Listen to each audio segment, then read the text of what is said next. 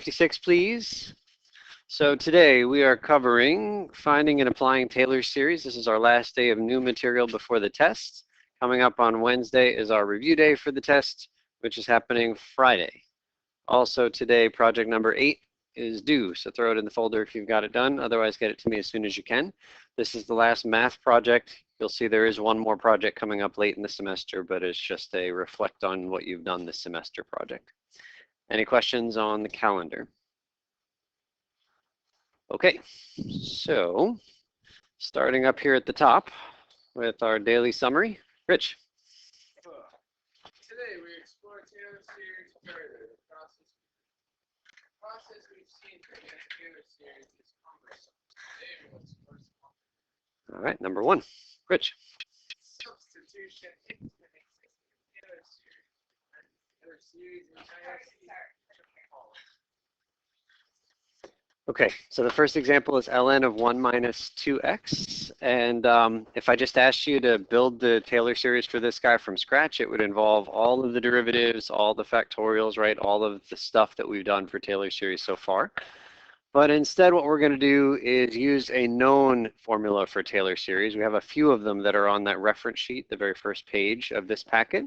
And one of those things, I think it's called famous Taylor series, is this ln of 1 plus x. So can you just hold the page where you are, but just take a quick look at that first page in this packet and tell me if you see those famous Taylor series down near the bottom. And ln of 1 plus x is one of them. I've just copied it here for us, okay? So you're going to have that sheet with you on the test, and I'll expect that you can use it like we're about to here. So instead of starting from scratch for ln of 1 minus 2x with all the derivatives and the factorials, let's just change in this bottom formula here all the x's into negative 2x. That's it. So all the x's in here become negative 2x. Change x to negative 2x. So let's give it a shot. This equals, the first x becomes negative 2x minus the next x also becomes a negative 2x. It is squared and divided by 2 apparently. Go ahead and write out the next 2 terms of our new series.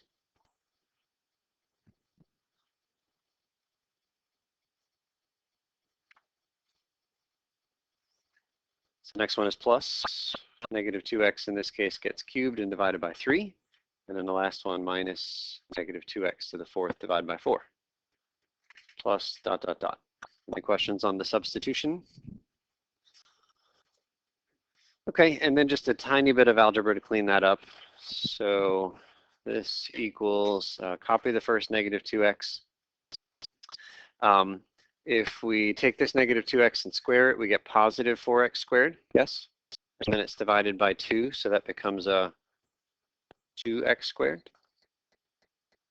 I think that's right. It had a subtraction in the beginning.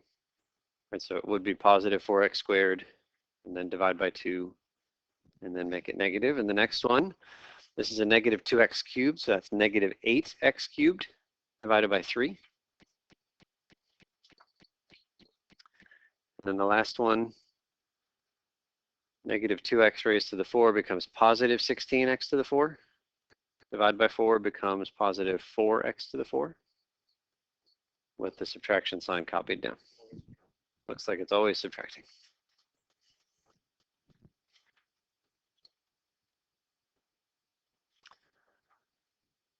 And I would suggest that building this Taylor series using the known Taylor series is a whole lot shorter of a process than starting from scratch, finding, 4 or 5 derivatives of that function and plugging in and doing all the factorials, right?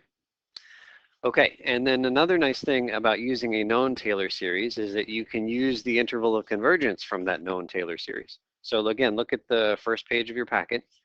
What is the interval of convergence for the original? Is minus 1 to 1? Is it including that? Yeah. Yep. Okay, so this is when it's just plain x, right? But we changed x to negative 2x. So all we need is so I'm going to write this in a different way, and then we'll fix it. So this interval of convergence was that. And all we do is change the x to a negative 2x, just like we did before. So interval of convergence for our series involves -1 less than negative 2x less than or equal to 1. Just change that x in the middle to a negative 2x.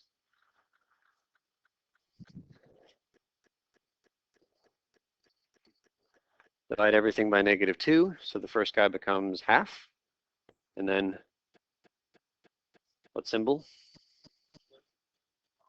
It's a greater than, because we divided by a negative number. Yeah. And then the next one becomes a greater than or equal to -1/2. And you carry the equals and you carry the inequalities. Carry everything. Just change the x to whatever you substituted. Dividing or multiplying by negative is when the inequality changes. Questions on number 1? Okay, let's take a look at number 2, which involves multiplication or division. So the problem here is x squared ln of 1 minus 2x. Forget the fact that we have ln of 1 minus 2x in front of us. But if it just said build the Taylor series for that, and again, you had to go from scratch, you got to take a bunch of derivatives, and the derivatives here are even worse because what rule is involved?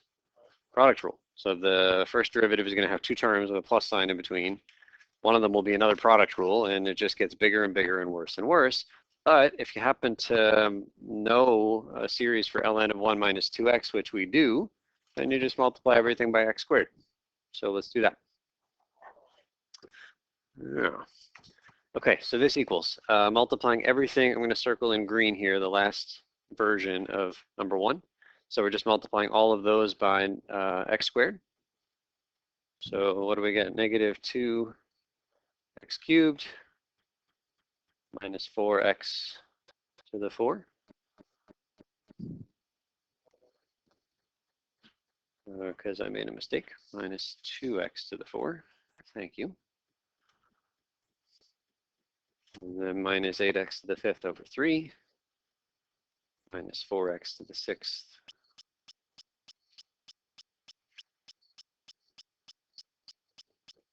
Etc.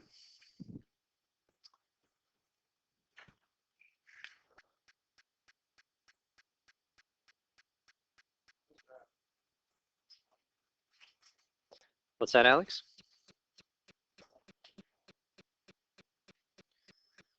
Okay, and that's it. Any questions on that one? Same as it was before. Multiplying by x squared doesn't change it. What's that?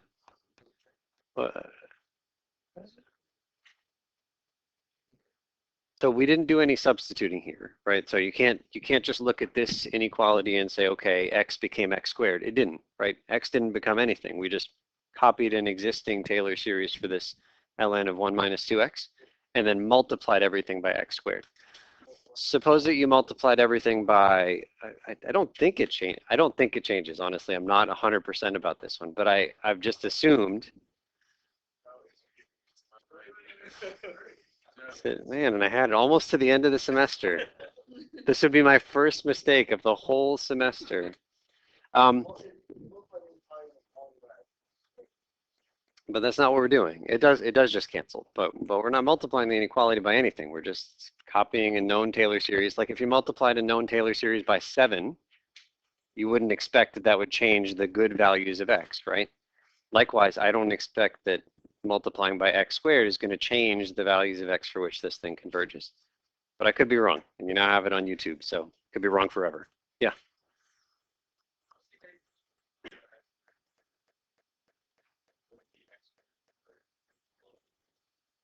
Well, we're not doing. If you're going to go into the derivatives, then you're going to have to get involved in the complicated product rules that pop out. And if you start from scratch and do the derivatives of this guy right here, you're going to see that you build exactly the first few terms that we built here. Yeah.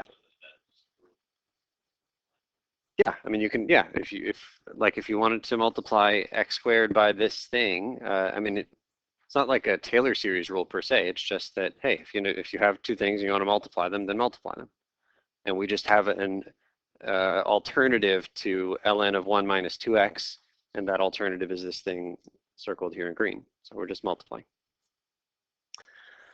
All right. Okay, and then 3 says we're going to derive a formula for e to the I theta, which leads to my favorite equation in all of mathematics. Now we could debate, like after class, like what your top 10 equations are too, but like undoubtedly this one we're about to get is going to be on everybody's list, right? It has to be.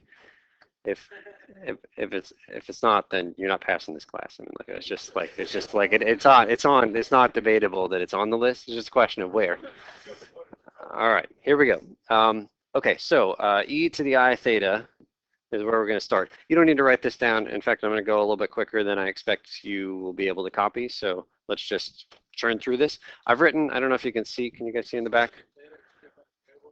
Theta is going to, I is the square root of -1 and theta is the variable. Okay, can you guys see in the back the sine, cosine, and e to the I theta? If not, it's on the first page. Just take out the first page. Okay, so e to the x is one of our 5 famous Taylor series, right? And it says 1 plus x squared over 2 plus x cubed over 3 factorial, yeah? So all I'm going to do is change those x's into what? I theta, right? E to the x is what I'm thinking about here. So 1 plus, instead of x, I theta.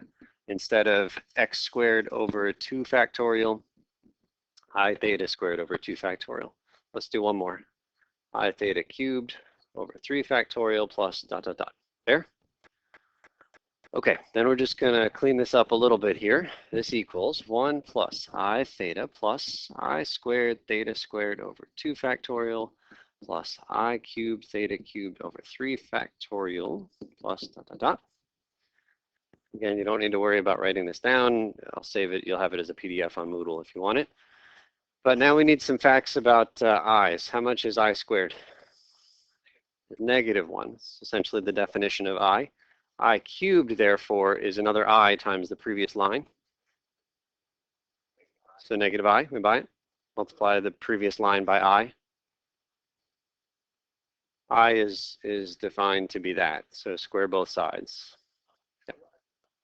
Okay, so here we go. Equals 1 plus I theta. This I squared becomes negative, and then theta squared over 2 factorial with no I anymore, right? It's just -1.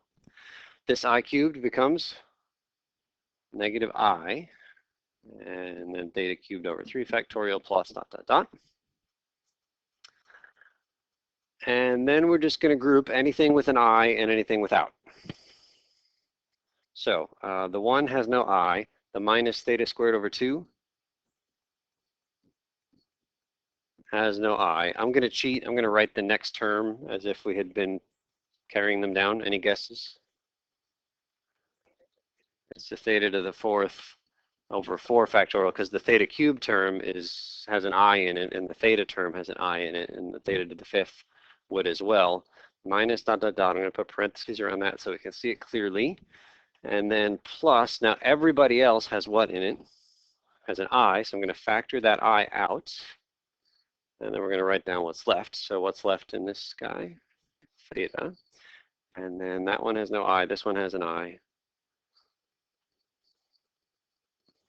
Factorial, yeah? I didn't write it, but any guesses on the next one? 5th over 5 factorial minus dot, dot, dot. Okay, but this thing in the first red parentheses is exactly one of the 5 famous Taylor series. It's got thetas instead of x's. Do we see it? That is cosine, not of x anymore, but theta. So all of this thing right here is really cosine of theta. Equals, okay, and then this other guy is plus I, and then all of this one is sine of theta. So what we've just established is that e to the I theta, which is what we started with, is really cosine theta plus I sine of theta. Oh, that's very sweet. And in pre-calculus class, you saw this thing. It was called Euler's formula or Euler's identity, and you used it without having any sense of, well, what does it even mean to take e and raise it to an imaginary number? You didn't know. You didn't have the tools to prove it. Your teacher just said, hey, this is true, don't worry about it. Remember that being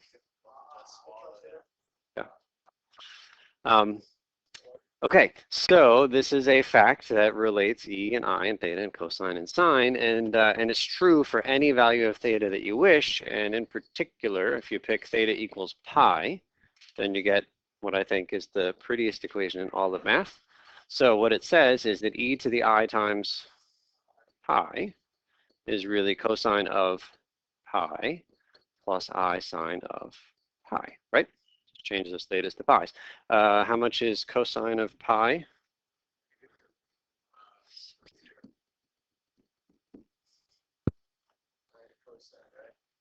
Hold on, wait.